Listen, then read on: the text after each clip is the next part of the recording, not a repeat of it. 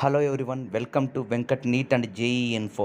ఈరోజు మనం ఈ వీడియోలో శ్రీ వెంకటేశ్వర యూనివర్సిటీ రీజియన్లోని total government college and private కాలేజెస్లోని సీట్ల వివరాలు ఒక్కసారి మీకు ఈ యొక్క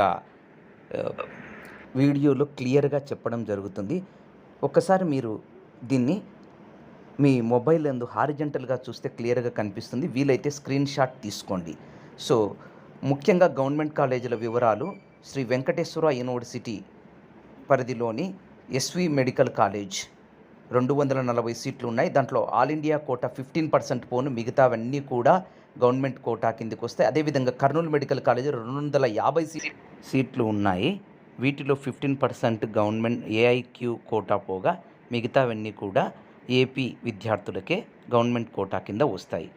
అయితే మిగతా ప్రైవేట్ కాలేజీలలో అయితే 50% గవర్నమెంట్ ఏ కేటగిరీ కిందికి వస్తే మిగతా వాటిలో కొన్ని బి కేటగిరీ, కొన్ని మేనేజ్మెంట్ కోటా సీట్లు ఉంటాయి. అయితే ఒక నంద్యాల ప్రభుత్వ మెడికల్ కాలేజీలో మాత్రం ఉన్న 150 సీట్లలో 15% ఏఐక్యూ పోను, మిగతా వాటిలో సగం గవర్నమెంట్ కేటగిరీ ఏ కిందికి, మిగతావన్నీ కూడా బి మేనేజ్మెంట్కి వెళ్తాయి.